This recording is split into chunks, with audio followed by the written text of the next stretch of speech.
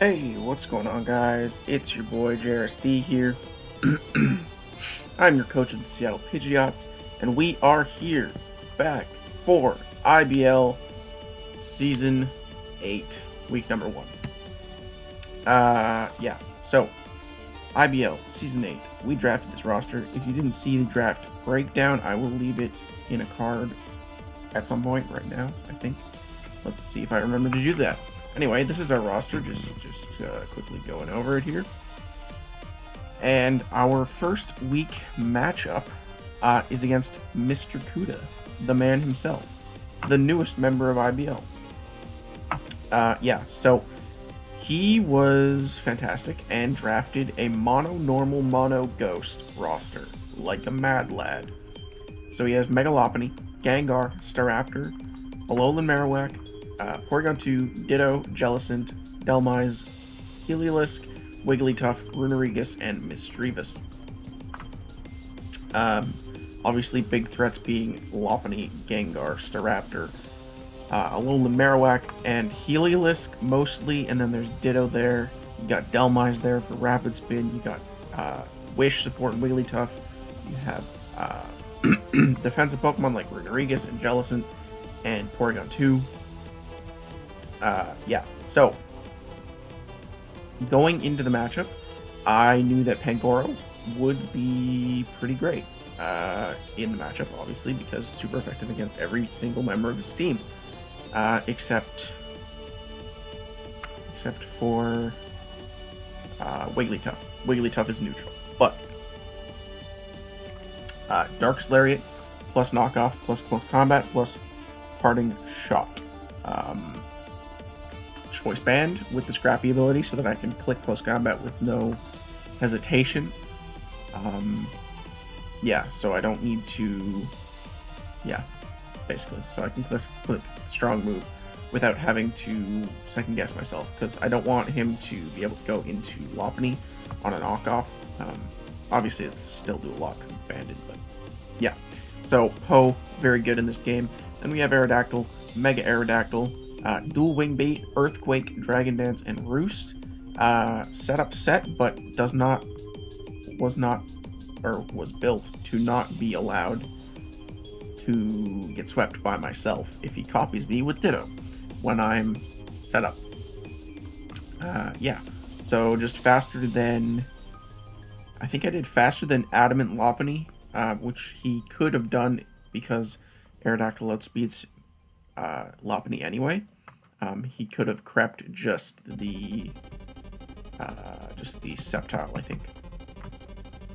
Then we had physically defensive Jet Fuel, the Skarmory, Drill Peck, Roost, Taunt, and Toxic. Taunt to stop Runerigus from getting up hazards, because Runerigus is a pretty solid switch into Skarmory. It also stops Runerigus. It also stops Delmise and Staraptor, both of which are very big offensive threats versus me, because I do not have a normal type, so they can ghost type me, or Delmise and Alolan Marowak can ghost type me as much as they'd like. Then we have specially defensive Tentacruel, because I also didn't really have a check to Gengar, because Gengar gets all the coverage and hurts all the Pokemon. Tentacruel, Scald Knockoff, Rapid Spin, and Toxic Spikes. Beyblade coming in with that Liquid Ooze and the Black Sludge. And then Keone the Alolan Ninetales, like Clay, with the Blizzard, Dark Pulse, Calm Mind, and Aurora Veil. Basically just Blizzard, but Dark Pulse is there for Jellicent, as well as the other... Marowak, yeah. I was gonna do Freeze Dry, but obviously then Marowak switches into me pretty well. So Dark Pulse is there. It does about like 40 to Marowak, so it can't quite switch in, but Blizzard is pretty good spammable versus his team. Because his ice resists are, like I said, Jellicent and Marowak. And then we are bringing the Anaconda, Nicki Minaj. 1,000 Arrows Protect, Substitute, and Coil with the leftovers. Especially defensive. so we can take those hits.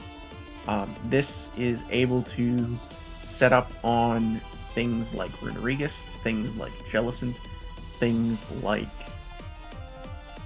Porygon 2, and hopefully, because of substitutes, I won't be copied by Ditto. So, as you can see, he brought the Ditto, the Lopunny, the Heliolisk, the Runerigus, the Misdreavus, and the Gengar. So, obviously, Zygarde is my only ground type. Heliolisk does not get Hidden Power Ice anymore, and Hyper Voice from a non-Specs Heliolisk did not do enough to Zygarde for me to not be able to switch into it with Protect and Leftovers. So basically, keeping Leftovers on Zygarde is very imperative. His only knockoff users are, I think Runerigus gets it on this team. Obviously, he had others on his roster, I think. Who gets knockoff? I don't even know. Did he get... Does this thing get knockoff? No. I know Gengar gets it, but that's not... Yeah, Gengar gets it, but that's not going to be run. Okay, Marowak gets it. Does Runerigus get it? Nope. Alright, well, I don't know what I was worried about there, but whatever. So yeah, so I just lead off Pangoro. It's good, good lead. He leads off with the Heliolisk. I wanted to gauge damage because I wanted to know if he was choiced or if he was, yeah, like choiced. So if he was Specs, or if he was Scarfed, or if he was like non-boosting item, obviously. So I should have just gone for knockoff here. It would have killed literally anything except Lopunny. But I go for Parting Shot because he goes Misdreavus. I go Tentacruel because I don't know what this thing really wants to do to me. But I just want to get rid of its Eviolite, so I click knockoff. He has Pain Split though, which is super annoying because it's a very small Pokemon with no HP. He had the Will-O-Wisp, obviously.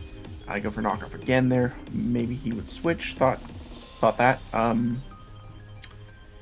Because obviously Heliolisk has Dry Skin, so he can switch into Scald. So I wanted to try and catch it with a knockoff, but didn't end up happening like that. He goes for Pain Split, takes me down to 50% basically.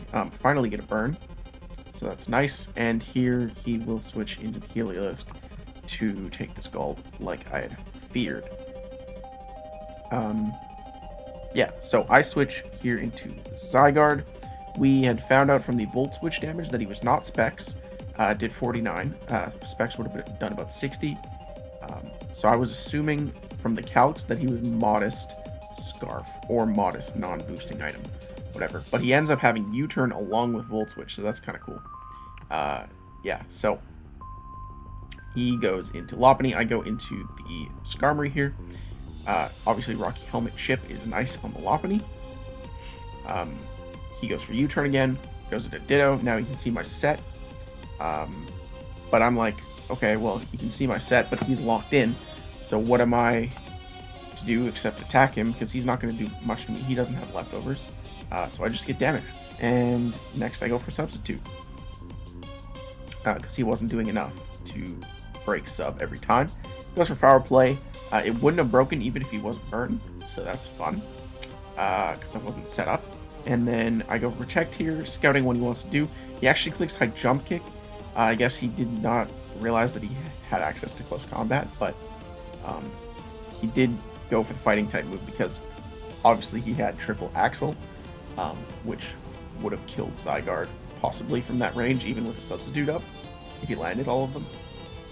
But now he goes for triple Axle, and I go into Skarmory to take him out with the Rocky Helmet, and that is exactly what Skarmory is here to do. Excuse me. He goes Runerigus. That's why I have Taunt on this thing.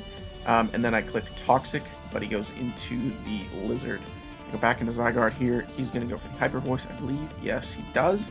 And it does 28. So, yeah, it was modest non-boosting item, which we realized after it was very Scarfed.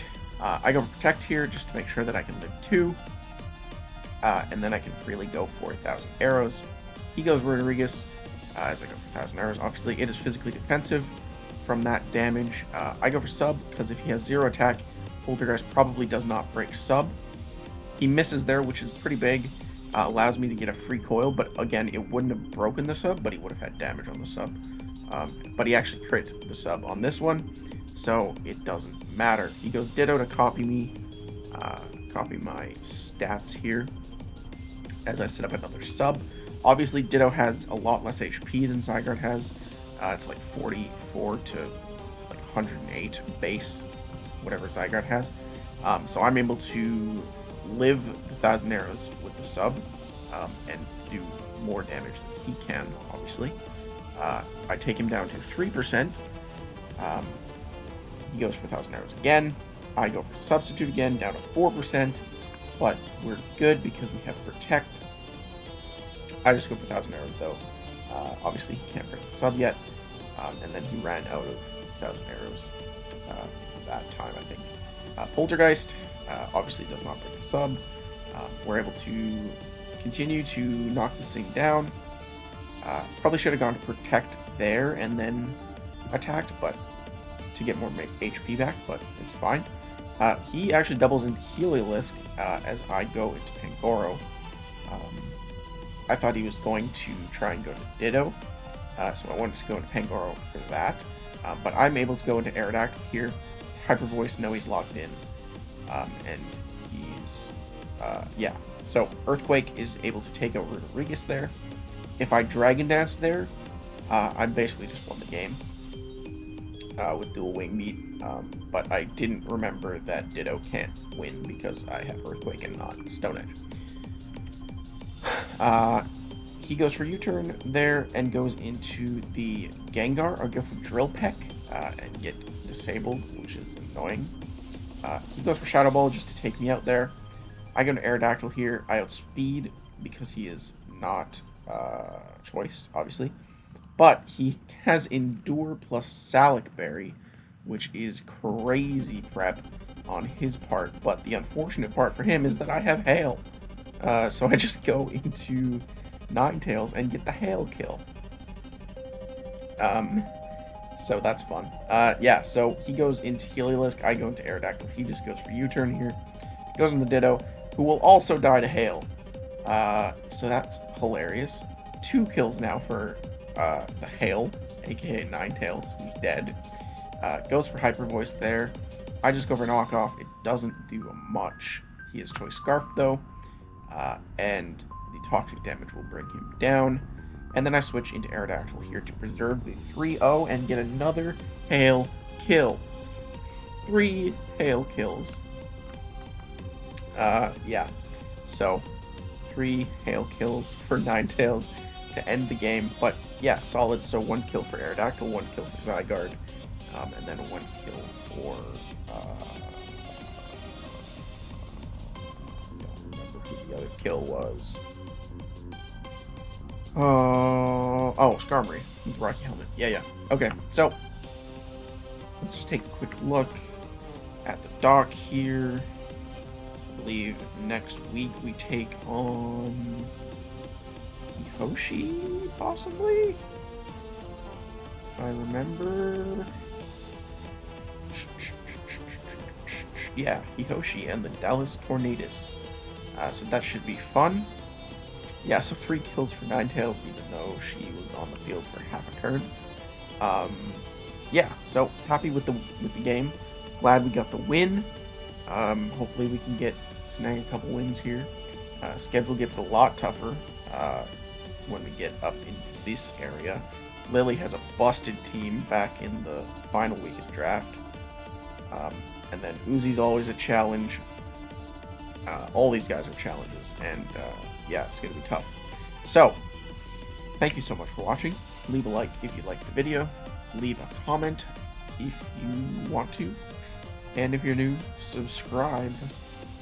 And yeah, I'll keep pumping out Draft League content on a semi-regular basis. See you later. Bye-bye.